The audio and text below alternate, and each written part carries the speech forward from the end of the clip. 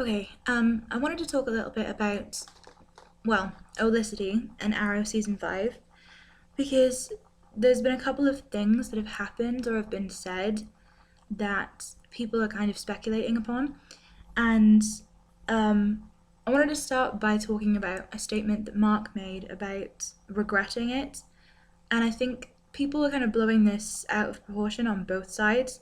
Like, people who are Olicity fans are kind of freaking out saying that, you know, they're saying that that's not what he meant and he regretted ending it and he regretted all the drama that he made them go through and how he, like, they're twisting things, but I also think that people who didn't like Olicity, they're twisting it too. I think the problem with statements like that is that it's so easy for meanings to be kind of twisted and misconstrued, and people will always make it into something that they want it to be. Like, people believe what they want to believe, and if you make vague statements, then things are always going to be taken out of context. I think that's kind of a problem that I've had um, with a lot of celebrities in the past. I think that they don't always realize that the things they say can have a ripple effect in the people who follow them. So when you've got a large fan base, I think if you're going to make statements, you need to be very clear what your intention is. Otherwise, you end up making things worse. So, personally, when Mark said that he regretted Olicity, I don't think he regrets making it happen. I think we could all, even though we'd all like to believe that he's completely against it and he thinks it was one giant whopping mistake, that's not what's happening. I think that he still very much likes Olicity. I think that he would still go back to Olicity. I think he regrets the fact that it didn't pan out the way that he wanted it to. I think in Mark's mind, in an ideal world, he would have it would have been the end game. I think he's made it obvious over the past year or two that his intention was to make it the romantic relationship on the show. He even went so far as to say that they'd already told Laurel and Oliver's story in season one and had no intention on going back to it. So if you're going to make statements like that, because at the time, Katie was hired immediately after Steven and she was signed on as the leading female for 5 seasons. So, when Mark took over, she was still leading female. And if you're going to make statements like that directly involve your lead female, then you have to completely believe that that's what, like, it has to be true, or there has to be some intention on keeping it that way. So I do genuinely think that at the time he was done with Oliver and Laurel, and he had every intention on taking Olicity as far as he could. But I think he regrets the fact that it didn't work. I think he wanted it to work, and I think that he's still like a huge Olicity shipper or whatever. I think that he liked the validation of the people on Twitter who basically, they were like becoming his friends. Like, he follows them on Twitter, he gives them private interviews, he sends them like direct messages to give them little things to look forward to. I think that he liked that. And on the one hand, I've got to concede that I probably would too. Like, if you're working on something on a show like this and people are so openly enthusiastic about what you're doing that they have shown, like, they did show Mark a lot of support. And that's got to be really validating, especially because, like, he's been kind of slandered in the past for work that he's done. I mean, Green Lantern is going to go down in history as, like, probably one of the worst comic book movies ever. So doing another high profile DC project in which, people are a fan, I think that that was pretty good for him. Like, I think that he kind of basked in it, and he kind of lost the big picture or the perspective. So I think ideally he wanted Olicity to work, and he wishes that it did, but it just didn't. And Stephen has been saying things lately that comic book fans are optimistic about. And I think, okay, if you think about this objectively, like I'm going to ignore my own feelings about Olicity and just focusing on it story wise.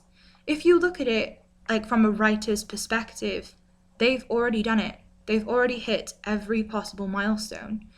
Because, okay, let's say that they were working towards getting Olicity back together.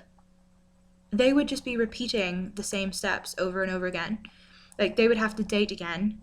They would have to move in together again. They'd have to get engaged again. They'd have to be child drama again. And, like, who wants to see that twice? Like, even if I was an Olicity fan, like, would I want to see the same thing twice? Like, I mean, I'm pretty sure everyone can agree, like, even most Olicity fans will agree, that the writing in season 4 was kind of diabolical. And they did rush through the Olicity thing. Like, they were. And even at the tail end of season 3, it was bad at the tail end of season 3. Like, she was essentially just running back and forth between Ray and Oliver the whole time, and then she slept with Oliver, and then she, like, drugged him immediately after sleeping with him, and then they drove off into the sunset. And I'm like, whoa, give me a chance to process. Don't just fling all this shit at me and expect me to take it at face value. Like, how am I supposed to support this when I've not even seen, like, I don't know, I felt like I hadn't been given a chance to react. Just suddenly all this stuff was happening, and then it's like season 4 starts, and it's like months later, and it's like Oliver just dropped everything. Like, he brought Thea back from the brink of death. He did that to her. Like, and I understand why he did. I mean, I would have done the same thing if it was my sister. But he did that to her, knowing that the whole experience would have traumatized her. And then he just took off. And Laurel was the one that gave Thea a home, because Thea wasn't comfortable staying in her own. And then, like, where was Oliver in any of this? He did this, and then he took off. And I will never be able to reconcile that with someone that I would think is a hero. And the only reason they did that is so that they could have Olicity playing house together, which is ridiculous, because they very easily could have played house in Star City. They could have bought their own house in Star City and still had Oliver there supporting Thea. The whole idea that he would just take off as if he'd never had any responsibilities is ridiculous. And the fact that they did that for no reason other than to give Oliver and Felicity this semblance of a happy life, it didn't sit well with anything else that we learned about either character up until that point. So I think when Marc says that he regrets Olicity, he regrets the fact that he hit every possible milestone that he could within their relationship. And he dived headfirst into it, and he never left there was problems with the pacing. There's nothing that they didn't do. I mean, they even had a wedding. I mean, they didn't actually get married, but they had a wedding. They gave her a dress. They went right as far as they can, and now they logically, from a story perspective, they can't do it again without just running over old ground. And I think that is what he regrets. He regrets that he didn't tackle it better. He regrets that it didn't work as well as he thought it would work. And he regrets the fact that because of those mistakes that he made, there's no way that he can do it again. There's no do-over in this. And I think that's what he regrets. I don't think he regrets making it happen. I think he regrets how he made it happen, which is a distinction that you need to make. So, on the one hand, I can see where the Olicity shippers are coming from when they say that, no, that's not what he meant. But I think... And the thing with Stephen, like, he said some things about the comics and how important Black Canary is. And Olicity, like, some Olicity shippers are, like, baying for his blood right now, which I don't think is fair, because he's only said what everyone knew was true anyway. So, he's literally just said that the show is more than just a ship, and that there's a lot of history that they have to take pointers from, which is things that we've all already known. Like, I don't know who was in some kind of denial that that was true. We've just been saying this for years, and now to have it confirmed by Stephen and everyone is just freaking out as if it's some huge revelation, and I'm like, isn't this what we've been saying for ages? But someone actually said something to me on Tumblr. I'm gonna read my reply out if I can get my phone. Okay. Basically, they were talking about Steven's Facebook Live where he mentioned that Black Canary is the most important thing, aside from Green Arrow himself, in the history of the comic books. And the message I got sent is, it's pretty obvious that bringing Laurel back is 100% damage control. They're backpedaling so hard and it's still going to end up screwing Laurel, Katie, and the fans over. I'm not falling for Arrow's garbage because they've never shown an ounce of respect, and even Steven changing his tune about what Black Canary means is suspicious. And my response was, I can agree with that to a certain extent. It's fucking hilarious that they're essentially retconning all of season 4, but you have to take into account that they wouldn't just do something like that if it wasn't necessary. They thought that they could get away with what they were doing, and they thought that the Olicity fanbase was larger than it was. They underestimated the legacy and the iconic nature of Black Canary, and they made a lot of fatal missteps that all centered around their habit for throwing the comics under the bus. Adaptations can be progressive and fresh and interesting, with plot twists that surprise new and old fans alike, but there are certain things that you just do not touch. What if Harry Potter's best friends in the movies weren't Ron and Hermione, but were instead Cedric's great aunt twice removed and the conductor from the train to Hogwarts? No one would question why fans were rioting over that. So why is it that comic fans are made out to be unreasonable when Black Canary and Arsenal and Speedy are cast aside to make way for some woman named after Firestorm's stepmother and the new bodyguard guy? Imagine if a movie invented Clark Kent's brother and gave him more respect and a better relationship with Lois than Clark had. Arrow's main problem is that it never gave a fuck about the work and the history spanning generations that made this show possible. If it wasn't for the legacy of the Green Arrow mythos, the show would not have happened. I think they got cocky and they wanted to do things how they wanted to because they wanted to, and they overestimated the amount of people who were non-comic fans. Marc said that his favorite fans were those who didn't read comics, but the only reason that he would have for making that distinction is that comic fans call him out on his bullshit in a way that other fans can't because they're oblivious to the problem. I guess my point is that they're not changing their tunes, they've just stopped trying to peddle their bullshit. I can argue that right is left until I'm blue in the face, but it doesn't make me right. They tried it their way, and they tried denying the legacy by saying that they didn't understand why they couldn't kill Black Canary, but the fact is that they did understand, and they always knew how important the comics were. They just denied it all out of a misplaced sense of pride and entitlement.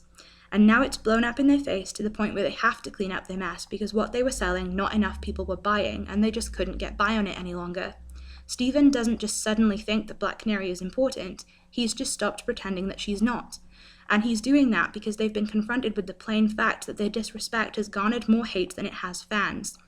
And they can nurse and coddle the Olicity fans all they please, but there's just not enough of them to keep their show afloat.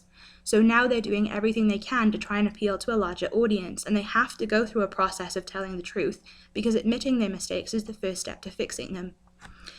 So basically, what I'm saying is, no one, it says literally in the opening credits of the show that it's an adaptation based on DC Comics.